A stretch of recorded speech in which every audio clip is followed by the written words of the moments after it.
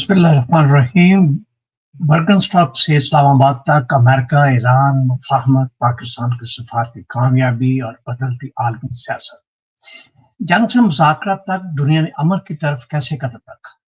کیا برگن اسٹاک معاہدے نے واقعی مشرق وسطی کی تاریخ بدل دی ہے یا یہ صرف ایک عارضی جنگ ہے؟ پاکستان نے وہ کر دکھایا جس کی دنیا جو ہے وہ توقع نہیں رکھتی تھی، لیکن کیا اب اس بھارتی کامیابی کو معاشی کامیابی میں بدلا جا سکتا ہے؟ امریکی سینٹ نے ٹرمپ کے جنگی اختیارات محدود کر دیے، تو کیا واشنگٹن میں اب جنگ نہیں بلکہ سفارتکاری کی جیت ہو رہی ہے؟ ایرانی صدر کا پہلا غیر ملکی دورہ پاکستان کیوں؟ کیا اسلام آباد اب خطے کی نئی سفارتی طاقت بنتے جا رہا ہے؟ اگر ایران پر پابندیاں ختم ہو گئی تو کیا Iran Pakistan gas pipeline دوبارہ زندہ ہو جائے؟ IAEA کے ممکنہ معائنے کیا ثابت کریں گے؟ اعتماد بڑھے گا یا ایک نیا تنازع جنم لے گا؟ مسلم ممالک کے لیے نئے علاقائی سیکورٹی کا تصور، کیا یہ حقیقت بن سکتا ہے یا صرف ایک سفارتی نعرہ ہے؟ پاکستان عالمی سطح پر امن کا سفیر بن رہا ہے، مگر کیا اندرونی سیاست اور معاشی چیلنجز جو ہے اس کامیابی کو متاثر کریں گے؟ برگن اسٹاک سے اسلام آباد تک کیا دنیا کا ایک سفارتی مرکز ساتھ ساتھ پاکستان کی طرف منتقل ہو رہا ہے؟ امریکہ، ایران، پاکستان، قطر اور خلیجی ممالک نئی صف بندیاں کس طرف جا رہے ہیں؟ کیا امریکہ واقعی ایران پر عائد 4 دہائیوں پرانی پابندیاں ختم کر پائے گا یا قانونی رکاوٹیں راستہ روکیں گے؟ پاکستان کو اس نئی عالمی صورتحال سے سب سے بڑا فائدہ کیا مل سکتا ہے؟ تجارت، توانائی یا عالمی وقار؟ اگر خطے میں امن قائم ہو جاتا ہے تو پاکستان کی معیشت، سرمایہ کاری اور توانائی کے شعبے پر اس کے کیا اثرات ہوں؟ کیا برگن اسٹاک معاہدہ صرف امریکہ اور ایران کا معاملہ ہے یا اس کے اثرات پوری مسلم دنیا اور جنوبی ایشیا تک پہنچے؟ آج ہم صرف ایک معاہدے کی بات نہیں کریں گے بلکہ اس سوال کا جواب تلاش کریں گے کہ کیا دنیا واقعی ایک نئے عالمی نظام میں داخل ہو رہی ہے، جہاں پاکستان پہلی بار ایک فیصلہ کن سفارتی کردار ادا کر رہا ہے؟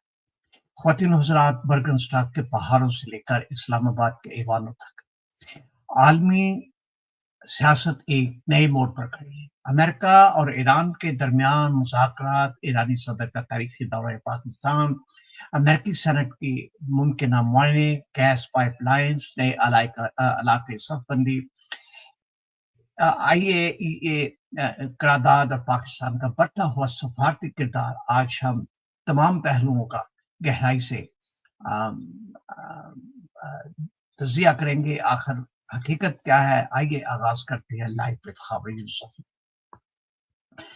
بین الاقوامی سیاست میں بعض علامات ایسے آتے ہیں جو کہ کئی دہائیوں تک عالمی تاریخ کا رخ متعین کرتے ہیں۔ حالیہ امریکہ اور ایران کشیدگی، اس کے بعد ہونے والی جنگ، پھر جنگ بندی اور بالآخر سوئٹزرلینڈ کے برگن اسٹاک میں ہونے والے مذاکرات انہی اہم واقعات میں شمار کیے جا رہے ہیں۔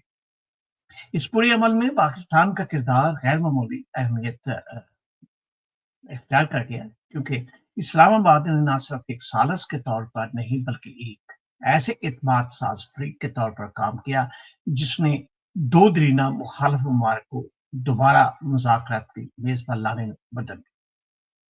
وسطی جنوبی ایشیا عالمی توانائی منڈی، عالمی معیشت اور بڑی طاقتوں کے باہمی تعلقات تک پھیل گئے۔ امریکہ اور ایران کے تعلقات گزشتہ 4 دہائیوں سے شدید کشیدگی کا جو ہے وہ شکار رہے۔ پابندیاں، سفارتی تعلقات اور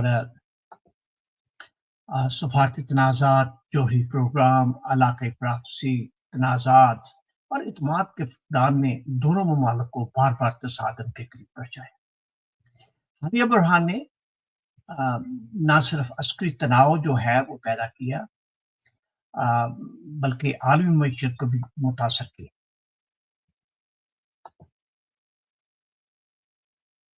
اور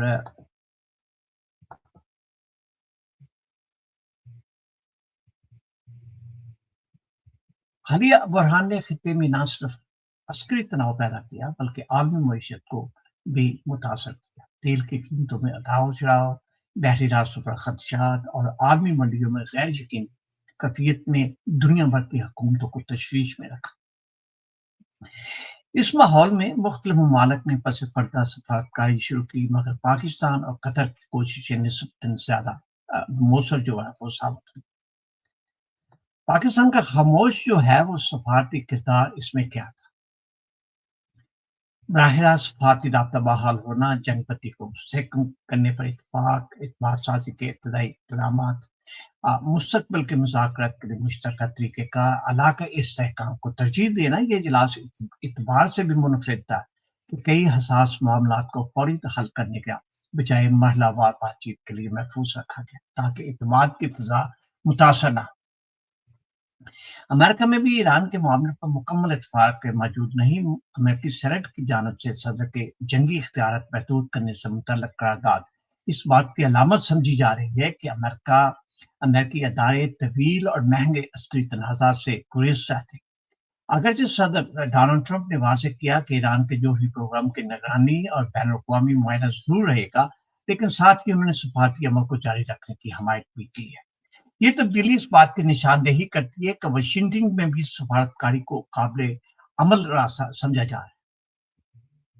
ایران نے بھی حالیہ بیانات میں نسبتاً مصلحت آمیز لہجہ اختیار کیا ہے۔ ایرانی قیادت نے مسلم ممالک کے درمیان مشترکہ سلامتی کے تصور کو فروغ دینے اور علاقائی تعاون پر زور دیا ہے۔ صدر مسعود پزشکیان نے دوستی کا ہاتھ بڑھانے کی بات کرتے ہوئے واضح کیا کہ خطے کے مسائل کا حل بیرونی تصادم کے بجائے علاقائی مکالمے میں تلاش کیا جانا چاہیے۔ یہ بیان نہ صرف عرب دنیا بلکہ پاکستان، ترکی اور وسط ایشیا کے لیے بھی بہت اہم سفارتی اشارہ سمجھا جا رہا ہے۔ پاکستان جو ہے وہ اس حالات میں ان سچویشن میں پاکستان کیوں امپورٹنٹ اہم ہو گیا؟ پاکستان کی جغرافیائی حیثیت، ایران کے ساتھ سرحد، چین کے ساتھ شراکت داری، خلیجی ممالک کے ساتھ تعلقات اور امریکہ کے ساتھ سفارتی رباط سے ایک منفرد مقام دیتے ہیں۔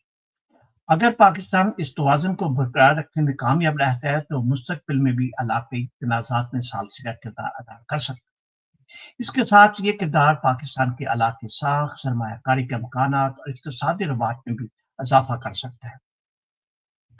سفارتی کامیابی اور قومی مفاد یہ حقیقت اپنی جگہ اہم ہے کہ کسی بھی ملک کی خارجہ پالیسی کی کامیابی اس وقت زیادہ مؤثر ثابت ہوتی ہے جب اندرونی ملک سیاسی استحکام، مضبوط معیشت اور مؤثر حکمرانی موجود ہے۔ پاکستان کے لیے بھی یہی چیلنج ہے کہ اگر سفارتی کامیابی کو معاشی منصوبوں، توانائی کے تعاون اور علاقائی تجارت اور سرمایہ کاری میں تبدیل کیا جائے تو اس کے فوائد عوام تک پہنچ سکتے ہیں۔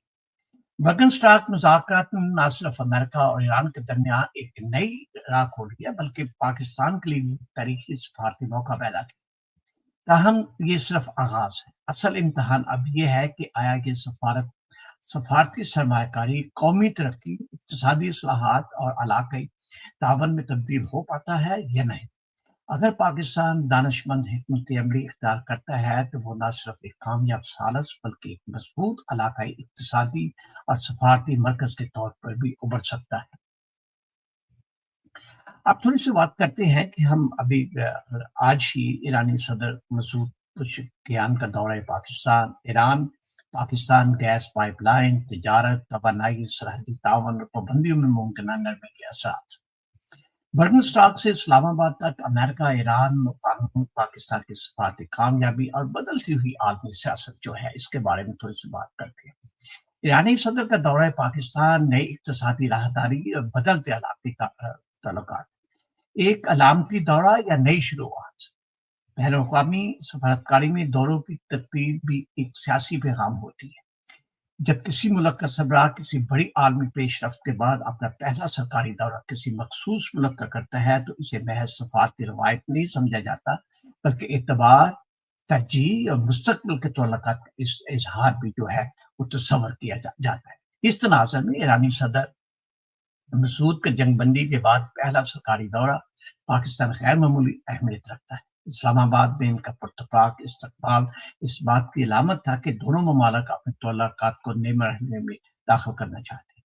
پاکستان کیوں اہم ثابت ہوا ہے؟ پاکستان کی اہمیت صرف اس کی جغرافی پوزیشن تک محدود نہیں پاکستان ایران کا ہمسایہ ملک ہے، چین کے بیلٹ اینڈ روڈ منصوبے کا اہم حصہ ہے، خلیجی ممالک کے ساتھ قریبی تعلقات رکھتا ہے، امریکہ کے ساتھ سفارتی روابط بھی برقرار رکھتا ہے۔ یہ توازن پاکستان کو ایک ایسا ملک بناتا ہے جو مختلف عالمی قوتوں کے درمیان رابطے کا کردار ادا کر سکتا ہے۔ اسلام آباد میں ایرانی وفد نے پاکستانی قیادت کے ساتھ متعدد اہم ملاقاتیں کی۔ ان ملاقاتوں میں زیر بحث آنے والے اہم شعبے یہ تھے: تجارت جو ہے وہ دونوں ممالک نے اس بات پر زور دیا کہ غیر رسمی تجارت کو قانونی شکل دی جائے، اس سے سرکاری آمدنی میں اضافہ ہوگا، سمگلنگ میں کمی آئے گی، سرحدی علاقوں میں روزگار بڑھے گا۔ پاکستان کئی برسوں سے توانائی بحران کا شکار رہا ہے۔ ایران دنیا کے بڑے گیس تخصصوں رکھنے والے ممالک میں شامل ہے۔ اگر مستقبل میں قانونی اور سفارتی رکاوٹیں کم ہوئیں تو گیس کی درآمد، بجلی کا تبادلہ، ریفائنری تعاون، پیٹرو کیمیکل سرمایہ کاری جیسے شعبوں میں جو ہے وہ میں پیش رفت ممکن ہو سکتی ہے۔ Iran Pakistan gas pipeline جو ہے یہ منصوبہ تقریباً 2 دہائیوں سے زیر بحث ہے۔ ایران اپنی طرف کا بڑا حصہ مکمل کر چکا ہے، جبکہ پاکستان کا حصہ مختلف وجوہات کی بنا پر تاخیر کا شکار رہا ہے۔ اہم رکاوٹیں کیا تھی اس میں امریکن پابندیاں تھیں، مالی مشکلات تھیں، بین الاقوامی دباؤ تھا، سرمایہ کاری کا فقدان تھا۔ اب اگر امریکہ واقعی بعض پابندیوں میں نرمی کرتا ہے تو یہ منصوبہ دوبارہ زیر آ سکتا ہے۔ اگر ایسا ہوتا ہے تو اس کے ممکنہ فوائد یہ ہو سکتی ہیں: صنعت کو سستی توانائی ملے گی، درآمدی ایندھن پر کم انحصار ہوگا اور پیداواری لاگت میں کمی ہوگی۔ البتہ اس منصوبے کا مستقبل جو ہے وہ سفارتی، قانونی اور مالی عوامل پر منحصر رہے گا۔ امریکہ کی بعض پابندیاں صرف ایران پر نہیں بلکہ ان ممالک اور کمپنیوں پر بھی اثر ڈالتی ہیں جو ایران کے ساتھ کاروبار کریں۔ کہا جاتا ہے کہ سیکنڈری سیکشنز اگر ان میں نرمی آتی ہے تو پاکستان جیسے ممالک کے لیے امکانات پیدا ہو سکتے ہیں۔ بینکنگ رابطے جو ہے وہ ہو سکتے ہیں، تیل اور گیس کی خریداری ہو سکتی ہے، صنعتی سرمایہ کاری ہو سکتی ہے، تجارتی معاہدے ہو سکتے ہیں۔ تاہم ماہرین کا خیال ہے کہ یہ عمل مرحلہ وار ہوگا اور مکمل بحالی فوری طور پر ممکن نہیں ہوگی۔ اب جو ہے سرحدی ترقی جو ہے، پاکستان اور ایران تقریباً 900 کلومیٹر سے زیادہ مشترکہ سرحد رکھتی ہے۔ یہ سرحد کئی برسوں سے غیر رسمی تجارت، اسمگلنگ، سیکورٹی مسائل کا مرکز رہی۔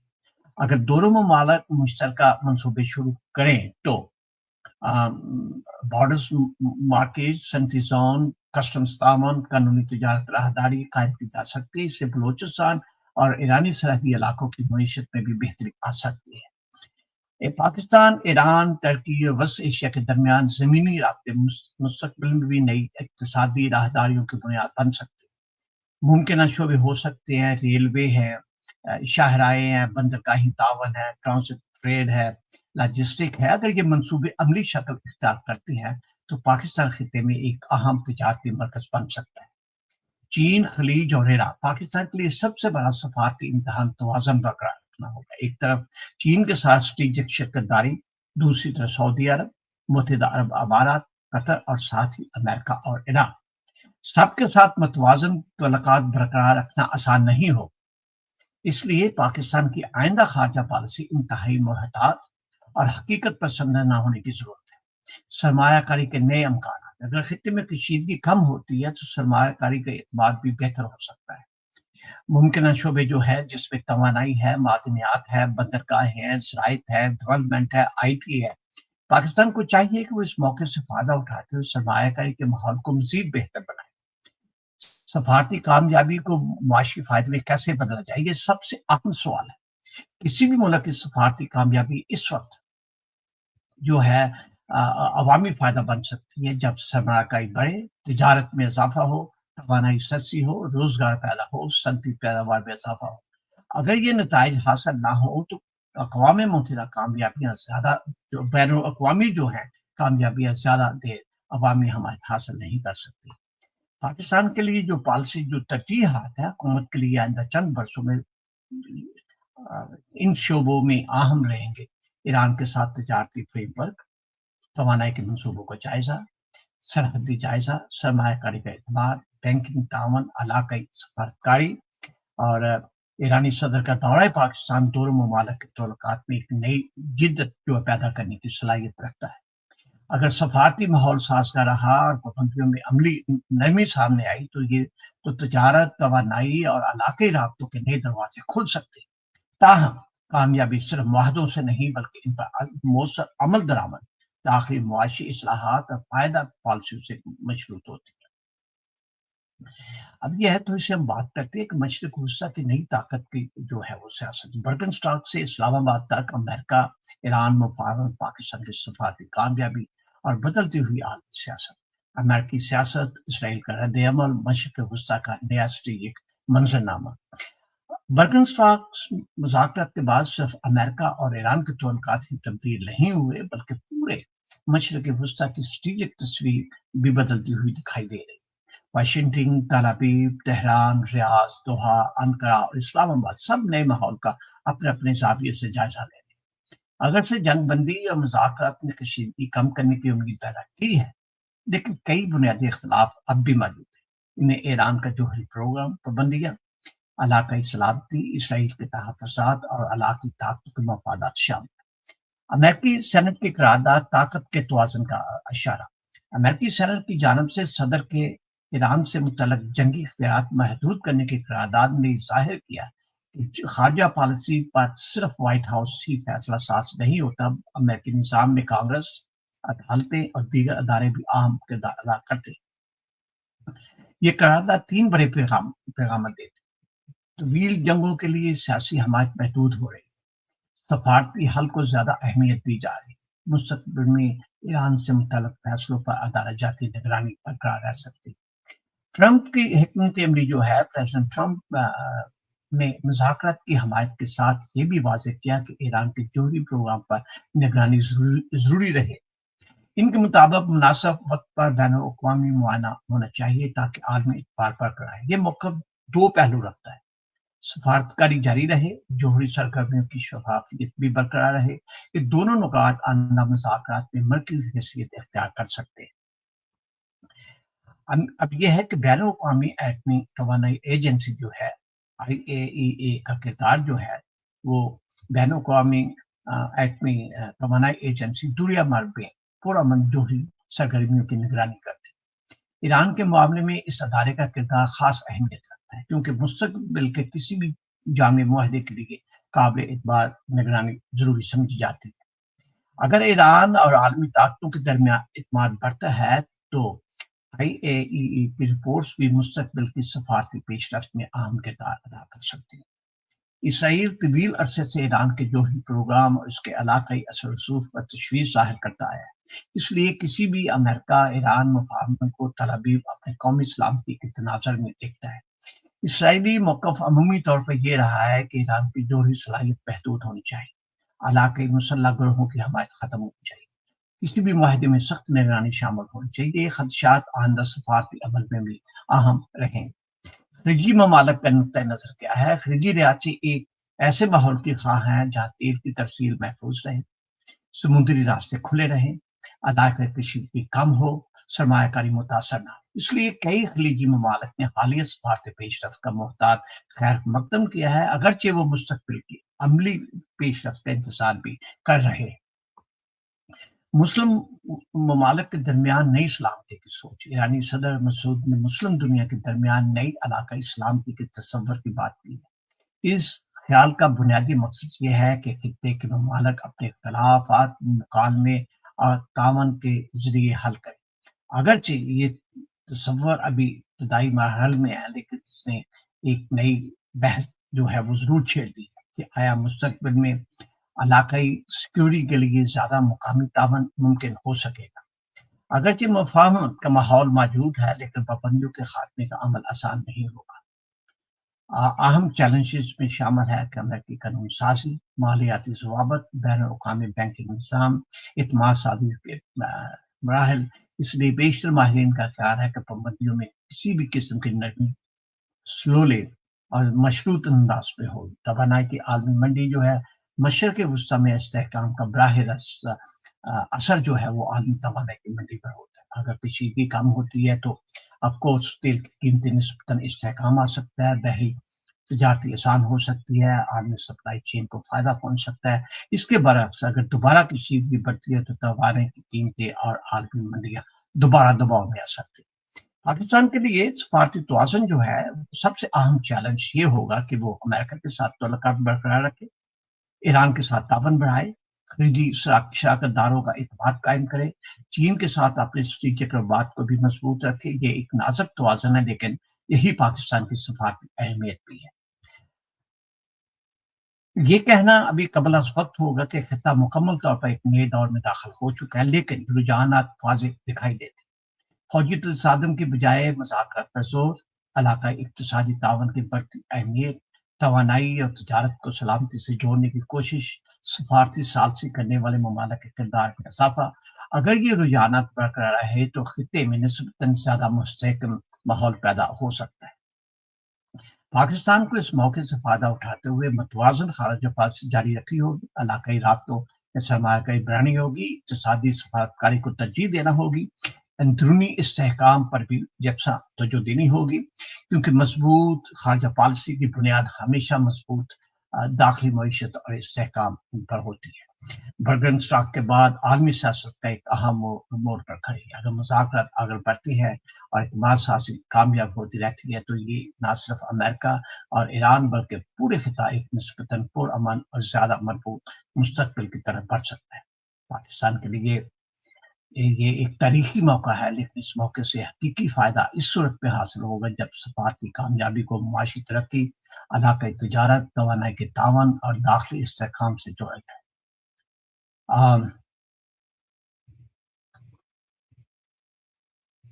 یہ تو تھا آج ہمارے پاس جو ہے کے لیے، لیکن ناظرین، قوموں کی تاریخیں صرف میدان جنگ میں نہیں لکھی جاتی بلکہ مذاکرات کی نیز، مضبوط معیشت، قومی اتحاد، دانش مندی قیادت سے رقم ہوتی۔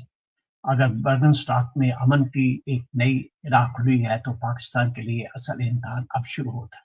کیا ہم اس سفارتی کامیابی کو تجارت، توانائی، سرمایہ کاری اور عوامی خوشحالی میں بدل سکیں گے، یا یہ بھی تاریخ کے اوراق میں ایک عارضی لمحہ بن کر جائے گا؟ دنیا بدل رہی ہے، طاقت کا توازن جو ہے بدل رہا ہے، اتحاد بدل رہے ہیں اور فیصلے بھی بدل رہے ہیں۔ جیسے وقت میں پاکستان کو صرف ایک ثالث نہیں بلکہ ایک مضبوط، باوقار اور مستحکم ریاست بن کر ابھرنا ہو۔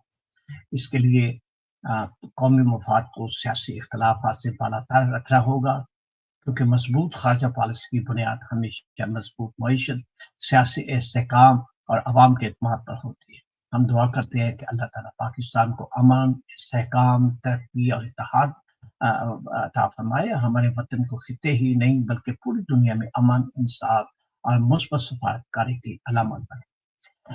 آپ اپنے رائے کمنٹس میں جو ہے وہ میں ضرور دیں۔